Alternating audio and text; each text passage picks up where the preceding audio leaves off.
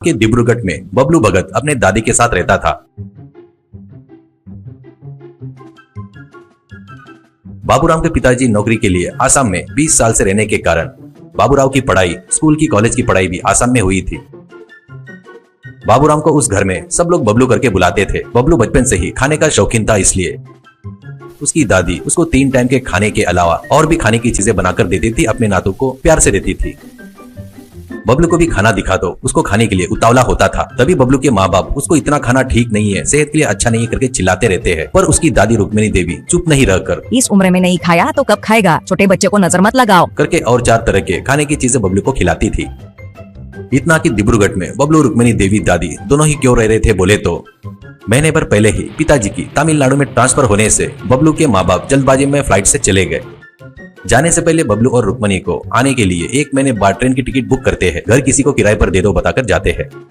माँ बाप बताए सो काम सब करने के बाद लगेज को पार्सल में बुक करके बबलू दादी के साथ में ट्रेन में चढ़ता है। उसके पहले दिन रुक्मिणी देवी किचन में नहीं दिखती है। सुबह से शाम तक नाती के लिए ट्रेन में खाने के लिए आलू टिक्की, पापड़ चाट, सलाद, चिक्की, वड़ा पाव, गोभी पराठा, ऐसे बहुत सारे खाने की वस्तुएं, ऐसे 25-30 तरह के वैरायटी बनाकर पहले ही इस कोने से उस तक जाने का ट्रेन की यात्रा है। कम से कम 80 घंटे की यात्रा करना है। उतने घंटे लगेंगे सुना है, 3 दिन के ऊपर लगेंगे। वो बबलू को खाने के लिए कुछ नहीं रहा तो बच्चा परेशान नहीं होगा क्या? ऐसा सोचकर खाने की चीजें के बड़े बड़े गठरी बांधकर नातू के साथ ट्रेन में चढ़ती है। ट्रेन की यात्रा शुरू हो जाती है।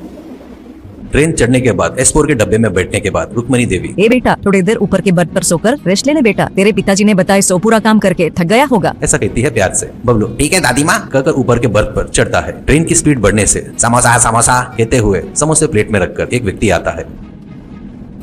ऊपर के बर्थ से बबलू वो समोसा देखते ही दादी माँ समोसा समोसा खाऊंगा, समोसा खाऊंगा दादी माँ, ऐसा कहता है। रुक्मिणी देवी अरे मैं ये तो भूल गई, सब बनाई पर समोसा बनाना भूल गई, खा बेटा करके समोसा खरीद कर देती है।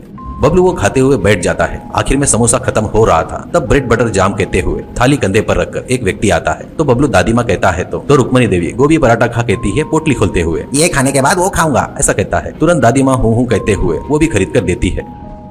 बबलू वो खाकर मुंह पोंछ रहा था तो बटर आइसक्रीम कहते हुए और एक व्यक्ति आता है। 2 आइसक्रीम खरीद कर देती है। इतनी देर से ये सब देख रहे बोगी में इनके बाजू में बैठे हुए लोग एक दूसरे का मुंह देखते हैं। कुछ लोग हंसते हुए रुमाल से मुंह छुपा रहे थे। एक बुजुर्ग आप लोग ट्रेन में चढ़ने से पहले कुछ खाना खाकर नहीं आए क्या? बच्चा बहुत भूखा लग रहा है, ऐसा कहता है। तो रुक्मिणी देवी क्या है क्या जी, वो बचपन से ही ऐसा है, थोड़ी सी भूख लगी तो तड़पने लगता है, इसलिए उसके जेब में पर्स रहा तो उसको दिखा वो सब खरीद कर खा लेता है, इसलिए पर्स मेरे पास ही रख लेती हूँ, ऐसा कहती है। सामने के सीट पर बैठी एक बुजुर्ग औरत इन गठरियों में सब क्या है करके पूछती है। तो रुक्मिणी देवी 3 दिनों की यात्रा है ना दीदी, ऐसे ट्रेन में आए तो सब खाते गए तो बच्चे की सेहत खराब नहीं होगी क्या, इसलिए घर पर ही सब खाने की वस्तुएं बनाकर थोड़ा ज्यादा ही लेकर आई, ऐसा कहती है।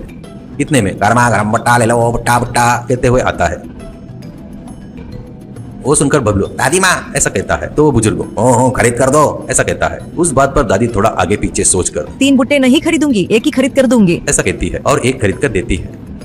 वो बुजुर्ग महिला अरे हाँ, तुम तो ट्रेन में का कचरा खाना पड़ेगा करके आपने इतना सारा खाना चीजें लेकर आए, अभी ये और वो सब चीजें खा रहा है ना, ऐसा कहती है। तो वो सुनकर बाजू के विंडो पर बैठी लड़की हमारी बकरी भी ऐसे ही खाती है, ऐसा कहती है जोर से। तो उस लड़की की माँ चुप हो जा कहती है। इतने में बोगी के एक सिरे से केले लाओ केले केले कहते हुए आवाज सुनाई देती है।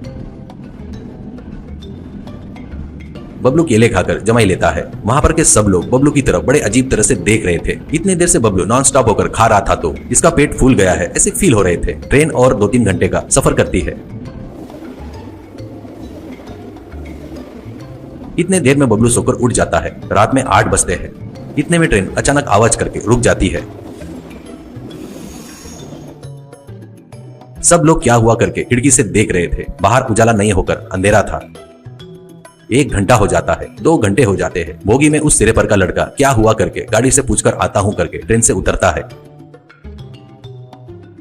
कुछ देर के बाद आकर 1 किलोमीटर आगे की ब्रिज पर गुड्स गाड़ी पटरी से उतरकर वहीं रह गई है। वो गाड़ी को निकलकर अपनी गाड़ी सिग्नल देना बोले तो रात के 12 बजेंगे ऐसा बोल रहे हैं करके बताता है। तुरंत बोगी में हलाहल मच जाता है। आने वाले स्टेशन पे फूड पैकेट खरीदेंगे करके सोचे थे, अब कैसे, और 4 घंटे बोले तो बच्चे भूख से तिलमिलाएंगे। ट्रेन में खाने की चीजें बेचने वाली भी नहीं है बोलकर एक व्यक्ति और एक व्यक्ति ब्रेड का पैकेट तो भी लाना था करके बोलते हुए बोगी में रहने वाले ऐसे बिलक रहे थे।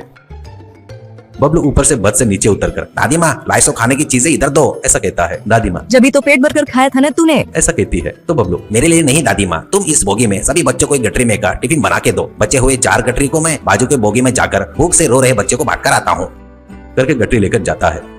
वो बुजुर्ग आदमी और औरत तुम्हारा ना तो भूख की बीमारी से परेशान हो रहा है, पर सामने वाले की तकलीफ दूर करने का अच्छा दिल है उसके पास। करके उसकी तारीफ करता है। दादी माँ बबलू की तारीफ सुनकर बहुत गर्व से फूली नहीं समाती।